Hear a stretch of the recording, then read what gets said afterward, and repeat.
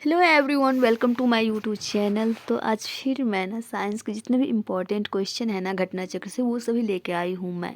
तो ठीक है, चलते हैं क्वेश्चन की तरफ बिना टाइम वेस्ट किए हुए। ठीक है, तो क्वेश्चन है कथन और कारण वाला। ठीक है, तो कथन ए में है तरलीकृत पेट्रोलियम गैस का प्रमुख घटक मीथेन होता है। मीथेन घरों तथा कारखानों में जलाने के लिए सीधे प्रयोग में लाई जा सकती है, जहाँ वह पाइपलाइनों से उपलब्ध कराई जा सकती है। इसका राइट आंसर हो जाएगा, ये तो गलत है परंतु आर जो है वो सही है। घरेलू एलपीजी सिलेंडर में दाब मापक नहीं प्रदान किए जाते हैं, क्योंकि ये एलपीजी सिलेंडर में गैस की मात्रा को प्रदर्शित नहीं कर सकते। नेक्स्ट क्वेश्चन क्या है, सिलेंडरों में भरकर खाना पकाने वाली गैस की आपूर्ति किस रूप में की जाती है? तो वो तरल रूप में की जाती है। नीचे दिए गए यौगिक में से कौन सा एक प्राकृतिक गैस का मुख्य अवयव है? तो मीथेन है। क्या आ जाएगा? मीथेन। कौन प्राकृतिक गैस का मुख्य घटक है? तो ये भी है मीथेन। मीथेन का फॉर्मूला जो होता है ना, वो होता है CH4, रासायनिक सूत्र। नेक्स्ट है CNG है। CNG एक क्या है? Compressed natural gas. CNG का फुल फॉर्म होता है compressed natural gas. Next question है स्वचालित वाहनों में प्रदूषण नियंत्रण हेतु प्रयुक्त CNG में मुख्यतः उपस्थित होता है, तो CH4 होता है। नेक्स्ट क्वेश्चन है CNG का मुख्य घटक है, तो क्या हो जाएगा? CH4। संपीड़ित प्राकृतिक गैस मुख्यतः है, तो मीथेन। नेक्स्ट है निम्नलिखित कथनों पर विचार कीजिए। ठीक है, एक है कथन 1 में है द्रवित प्राकृतिक गैस को अत्यधिक शीत ताप तथा उच्च दाब में द्रवित किया जाता है, जिसमें विशेष रूप से अभिकल्पित पात्रों में उसका संग्रहण अथवा परिवहन सुसाध्य हो सके। भारत में प्रथम LNG टर्मिनल हासन में निर्मित हुआ है। द्रवित पेट्रोलियम गैस से प्राकृतिक गैस द्रव्यों का पृथक्करण किया जाता है और इनमें इथेन, प्रोपेन, ब्यूटेन तथा प्राकृतिक गैसोलीन सम्मिलित होते हैं। इसका राइट आंसर हो जाएगा केवल एक। ऑक्सीजन अनुपस्थित होता है, तो ऑक्सीजन किसमें अनुपस्थित होता है? तो ऑक्सीजन केरोसिन में अनुपस्थित होता है। नेक्स्ट क्वेश्चन है गैसोहॉल। गैसोहॉल जो है एथिल अल्कोहल और पेट्रोल। गैसोहॉल एक मिश्रण है गैसोलीन और एथेनॉल का। निम्नलिखित कथनों पर विचार कीजिए। कोयला, पेट्रोलियम तथा प्राकृतिक गैस जीवाश्म ईंधन है। गैसोहॉल बेंजीन तथा अल्कोहल का मिश्रण है। भूतापीय ऊर्जा एक अपारंपरिक ऊर्जा स्रोत है। गोबर गैस में मुख्यतः मीथेन होता है। तो देखिए 1, 3 और 4 जो है वो सही है। नेक्स्ट क्वेश्चन है कार में इंजन में नॉकिंग से बचने के लिए निम्न में से कौन प्रयोग में लाया जाता है? तो लेड टेट्रा एथिल को टेट्रा इथाइल लेड पेट्रोल में मिलाया जाता है, तो इसकी एंटी नॉकिंग रेटिंग को दाब बढ़ाने के लिए। ऑटोमोबाइल इंजनों में प्रतिहिम के रूप में निम्नलिखित में से किस एक का प्रयोग किया जाता है? तो एथिलीन और ग्लाइकॉल को। भारी वाहन में डीजल का उपयोग किस लिए किया जाता है? तो उच्च क्षमता और आर्थिक बचत। निम्नलिखित प्रकार के ऊष्मा इंजनों में से कार्बोरेटर का प्रयोग किसमें किया जाता है? तो पेट्रोल इंजन में। किसमें किया जाता है? तो पेट्रोल इंजन में। कार्बोरेटर आंतरिक दहन इंजन में प्रयुक्त होने वाली एक उपकरण है। इसका कार्य ईंधन के उचित दहन के लिए वायु को ईंधन के साथ मिश्रित करना है। कार्बोरेटर केवल पेट्रोल इंजन में प्रयुक्त होता है। डीजल इंजनों में कार्बोरेटर के स्थान पर फ्यूल इंजेक्शन प्रणाली का प्रयोग किया जाता है। मोटर कारों के अपेक्षाकृत नए मॉडलों की निम्नलिखित विशिष्टताओं पर विचार कीजिए। रेडियल टायर, सुप्रवाही ढांचा, बहुबिंदु ईंधन अंतःक्षेप, उत्प्रेरक प्रवर्तक रेचक सहित। इसका राइट आंसर वैसे देखा जाए तो इनमें से कौन सी विशिष्टताएं मोटर कारों के अपेक्षाकृत नए मॉडलों को अधिक ईंधन दक्ष बनाती है? तो ये 1, 3 और 4 होगा। नेक्स्ट है गाड़ियों को चलाने के लिए हाइड्रोजन गैस सुविधाजनक रूप से ईंधन के रूप में प्रयोग में लाई जा सकती है, यदि वह कम ताप किसी पदार्थ द्वारा शोषित हो, ताकि वह निर्वातक द्वारा उत्पन्न तापमान पर मुक्त हो सके। वह पदार्थ कौन सा है जो भारत में पाया जाता है?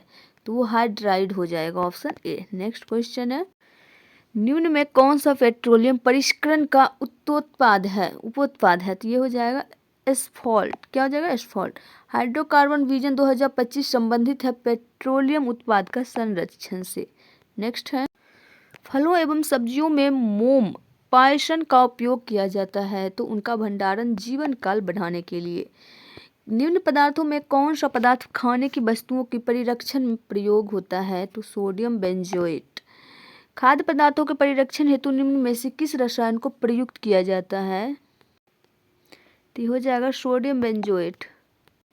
फलों के रस को सुरक्षित रखने के लिए निम्न में से किसका उपयोग किया जाता है तो सोडियम बेंजोएट को, क्या हो जाएगा सोडियम बेंजोएट। खाद्य पदार्थों के परिरक्षण के लिए प्रयोग में लाया जाने वाला रसायन जो है उसे बोलते हैं सोडियम बेंजोएट, क्या बोलते हैं सोडियम बेंजोएट। खाद्य पदार्थों के परिरक्षण हेतु निम्नांकित में से कौन सा प्रयुक्त होता है तो बेंजोइक अम्ल, कौन हो जाएगा बेंजोइक अम्ल। आलू के चिप्स प्लास्टिक के थैलों में संकुलित किए जाते हैं तो नाइट्रोजन वातावरण में, ऑप्शन ए हो जाएगा नाइट्रोजन वातावरण। नेक्स्ट क्वेश्चन भोजन में मोनोसोडियम ग्लूटामेट का उपयोग किया जाता है तो स्वाद बढ़ाने में और सुरक्षित रखने में दोनों होगा। नेक्स्ट है शीत प्रकोष्ठ में फल भंडारण दीर्घ भंडारण जीवन देता है क्योंकि श्वसन दर का ह्रास। नेक्स्ट है प्रशीतन खाद्य परिरक्षण में मदद करता है तो जैव रासायनिक अभिक्रियाओं की दर कम करके।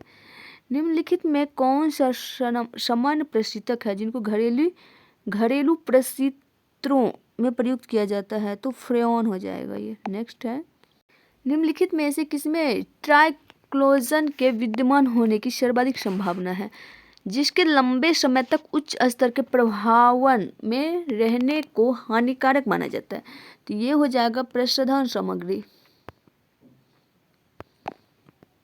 कच्ची चीनी को रंग विहीन करने हेतु किस चारकोल का प्रयोग किया जाता है इसका राइट आंसर हो जाएगा एनिमल चारकोल। नेक्स्ट शहद का प्रमुख घटक है तो फ्रुक्टोज है।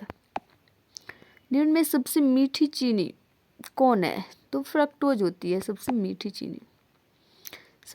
चीनी फ्रक्टोज होती है। फ्रक्टोज एक प्राकृतिक मोनोसैकराइड है जो लगभग सभी फलों शहद और कुछ सब्जियों में पाया जाता है। फ्रक्टोज का अनुसूत्र होता है C6H12O6। यह प्रकृति में पाई जाने वाली सबसे मीठा शर्करा है। नीचे दो कथन दिए गए हैं जिनमें कथन ए तथा दूसरे हैं कारण आर।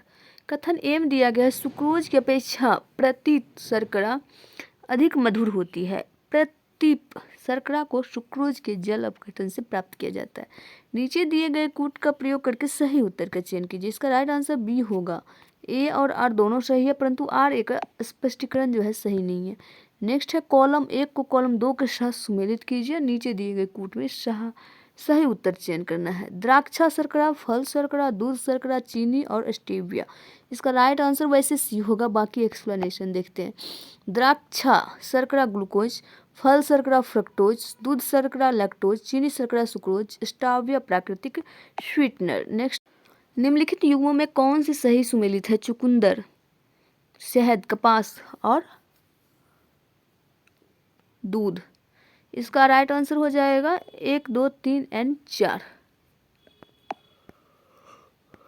चुकंदर से चीनी, शहद ग्लूकोज और फ्रुक्टोज, कपास सेल्यूलोज और दूध जो है लैक्टोज। बाजार में बिकने वाले एस्पेरेटम कृत्रिम मधुरक है। यह एमिनो अम्लों से बना होता है और अन्य अमीनो अम्लों के समान ही कैलोरी प्रदान करता है। फिर भी यह भोज्य पदार्थों में कम कैलोरी मधुरक के रूप में इस्तेमाल होता है। उसके इस इस्तेमाल का क्या आधार है तो एस्पेरेटम सामान्य चीनी जितना ही मीठा होता है किंतु चीनी के विपरीत यह मानव शरीर में आवश्यक एंजाइमों के अभाव के कारण से ऑक्सीकृत नहीं हो पाता। जब एस्पेरेटम आहार प्रसंस्करण में प्रयुक्त होता है तब उसका मीठा स्वाद तो बना रहता है किंतु यह ऑक्सीकरण प्रतिरोधी हो जाती है। उसके बाद आ जाएगा एस्पेरेटम चीनी जितना ही मीठा होता है किंतु शरीर में अंतर्ग्रह होने के बाद यह कुछ ऐसे उपापचयों में परिवर्तित हो जाता है जो कि कैलोरी नहीं देते। एस्पेरेटम सामान्य चीनी से कई गुना अधिक मीठा होता है। थोड़े से एस्पेरेटम में बने भोज्य पदार्थ ऑक्सीकृत होने पर कम कैलोरी प्रदान करते हैं। देखिए इसका राइट आंसर हो जाएगा ऑप्शन डी। नेक्स्ट है एस्पिरिन कहाँ से मिलती है? एक पेड़ से मिलती है। एस्पिरिन है एंटीपायरेटिक। एंटीबायोटिक्स अधिकांशतः प्राप्त होते हैं तो जीवाणुओं से। निम्नलिखित में से एंटीबायोटिक है, उपर्युक्त में से कोई नहीं। एंटीबायोटिक औषधि का एक उदाहरण हो जाएगा पेनिसिलिन। नेक्स्ट है, निम्नलिखित में से कौन सा सुमेलित नहीं है? प्रतिरोधी एस्पिरिन, इसका राइट ये हो जाएगा। सी जो है ये सुमेलित सही नहीं है। निम्न में कौन सा युग्म सुमेलित नहीं है? तो ये एस्पिरिन निश्चेतक। क्लोरोमाइसेटिन तो टाइफाइड नौसी। क्रिस्टल वायलेट प्रतिरोधी। क्विलिन मलेरिया रोधी। एस्पिरिन दर्द निवारक। निम्नलिखित यौगिक में कौन सा एक शांतिकारक औषधि के रूप में प्रयुक्त होता है? Potassium bromide. पोटेशियम ब्रोमाइड एक लवण है। पोटेशियम ब्रोमाइड क्या है? एक लवण है जिसका शांतिकारक औषधि के रूप में भी प्रयोग होता है। इसका प्रयोग व्यापक रूप से मृगी रोग के उपचार में भी होता है। निम्नलिखित में कौन सा रक्त के हीमोग्लोबिन के साथ अनुत्क्रमणीय संश्लिष्ट बनाता है? तो कार्बन मोनोऑक्साइड। नेक्स्ट है, कार्बन मोनोऑक्साइड एक अत्यंत ही जहरीली एवं प्राण घातक गैस है। ऊंची सांद्रता में यह मनुष्य और जानवरों के लिए विषाक्त होती है। रक्त के हीमोग्लोबिन पर इस गैस की क्रिया से कार्बोक्सी हीमोग्लोबिन बन जाता है, जिससे रक्त गाढ़ा हो जाता है और रक्त प्रवाह रुक जाता है। परिणाम स्वरूप व्यक्ति की मृत्यु हो जाती है। दूध को निम्न विधि से एकरूप किया जाता है, तो ये हो जाएगा, इसके वसा कणों को सेंट्रीफ्यूज की सहायता से सूक्ष्म आकार में बदला जाता है। नेक्स्ट है, लौंग के तेल का निम्न में से कौन सा प्रमुख घटक है? तो यूजेनॉल है। लौंग के तेल क्लोव्स ऑयल का प्रमुख घटक यूजेनॉल है। यह एक प्राकृतिक दर्द निवारक तथा एंटीसेप्टिक है। इसका उपयोग दांतों के दर्द को दूर करने में बखूबी रूप से प्रयोग किया जाता है। लौंग के तेल का उपयोग सौंदर्य प्रसाधन, साबुन तथा टूथपेस्ट निर्माण में भी किया जाता है। मेडागास्कर तथा इंडोनेशिया मुख्य लौंग तेल उत्पादक देश है। जेली बनाने हेतु निम्नलिखित में से कौन सा फल सर्वाधिक उपयुक्त है? तो अमरूद हो जाएगा। नेक्स्ट है, कार्बनिक खाद्य हमारे लिए बेहतर माने जाते हैं। क्यों? क्योंकि बिना कृत्रिम खादों एवं कीटनाशकों के उपयोग के उगाए जाते हैं। ठीक है। नेक्स्ट क्वेश्चन है, अपमार्जक। निम्न में कौन सा पदार्थ साबुन बनाने में प्रयोग होता है? तो ये हो जाएगा वनस्पति तेल। साबुनीकरण की क्रिया में वनस्पति तेल या वसा एवं कास्टिक सोडा या कास्टिक पोटाश के जलीय विलयन को गर्म करके रासायनिक प्रतिक्रिया के द्वारा साबुन का निर्माण होता है तथा ग्लिसरॉल मुक्त होता है। साबुन ग्रीज को हटाता है, तो वो हो जाएगा पाइसीकरण द्वारा। किसके द्वारा? कपड़े साफ करने में प्रयोग होने वाली डिटर्जेंट सल्फोनेट होता है। क्या होता है? सल्फोनेट। डिटर्जेंट आर्द्रक अथवा आर्द्रकों के यौगिक होते हैं जो तनुकृत अवस्था में सफाई के गुण को प्रदर्शित करते हैं। वस्तुतः ऐसे पदार्थ एल्किल बेंजीन सल्फोनेट्स होते हैं। डिटर्जेंट कठोर जल में भी घुलनशील होते हैं। अपमार्जक यानी कि डिटर्जेंट क्या है? तो शोधन अभिकर्ता है। क्या है? शोधन अभिकर्ता। कथन ए में दिया गया है, अपमार्जक मैले कपड़ों से सरलता पूर्वक तेल एवं गर्द निकाल देते हैं। अपमार्जक जल का पृष्ठ तनाव बढ़ा देते हैं। इसका राइट आंसर सी हो जाएगा। ए सही है परंतु आर जो है वो गलत है। निम्न कथनों पर विचार कीजिए। कृत्रिम प्रक्षालक कठोर जल में अधिक झाग बना सकते हैं। कृत्रिम प्रक्षालक कठोर जल के साथ कैल्शियम और मैग्नीशियम में घुलनशील लवण बनाते हैं। इसका राइट आंसर ए आर दोनों सही है। आर जो है ए का सही स्पष्टीकरण है। निम्न कथनों पर विचार कीजिए। कपड़े धोने के चूर्ण में अपमार्जक में सोडियम सल्फेट तथा सोडियम सिलिकेट इसलिए मिश्रित किए जाते हैं कि चूर्ण शुष्क रहे और चूर्ण की क्षारीयता बनी रहे। इसका राइट आंसर सी होगा।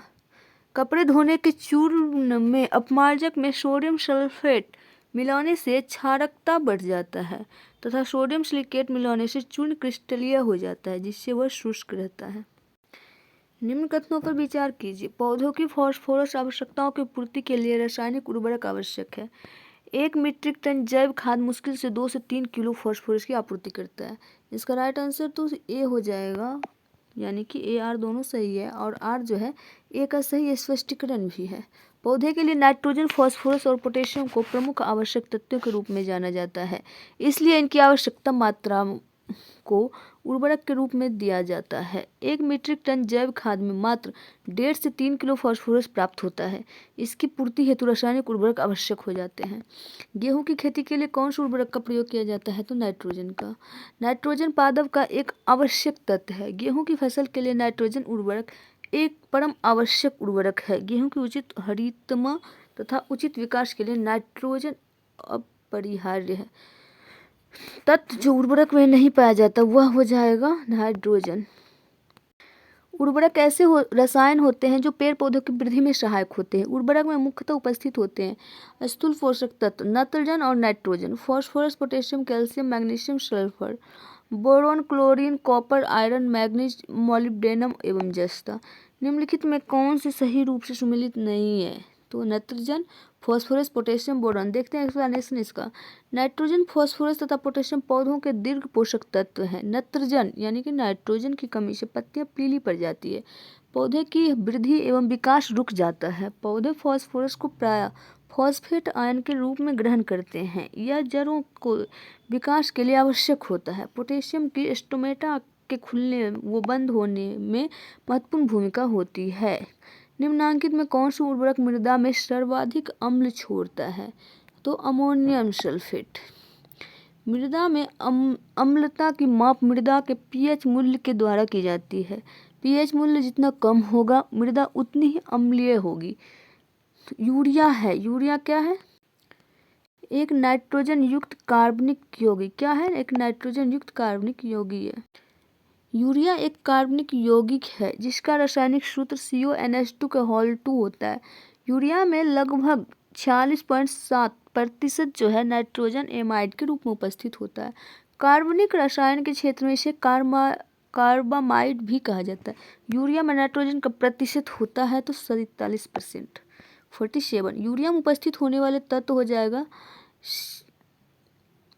Carbon, hydrogen, nitrogen, oxygen. Next है यूरिया में नाइट्रोजन किस रूप में पाया जाता है? तो एमाइड के रूप में। निम्नलिखित रासायनिक उर्वरक में कौन 20 डिग्री सेल्सियस पर जल में अपेक्षाकृत अधिक घुलनशील है? अधिक घुलनशील, तो ये हो जाएगा यूरिया। नेक्स्ट क्वेश्चन है 1 किलोग्राम नाइट्रोजन की आपूर्ति के लिए कितना यूरिया की मात्रा की आवश्यकता होती है? 2.2 किलोग्राम की। कितने की? 2.2। भारत में रासायनिक उर्वरकों के संदर्भ में निम्नलिखित कथनों पर विचार कीजिए। वर्तमान में रासायनिक उर्वरक का खुदरा मूल्य रिटेल प्राइस जो है बाजार संचालित है और यह सरकार द्वारा नियंत्रित नहीं है। अमोनिया जो यूरिया बनाने में काम आता है वो प्राकृतिक गैस उत्पन्न होता है। सल्फर जो फॉस्फोरिक अम्ल उर्वरक के लिए कच्चा माल है वह तेल शोधन कारखानों का उपोत्पाद है। इसका राइट आंसर क्या हो जाएगा? 2 और 3। नेक्स्ट क्वेश्चन है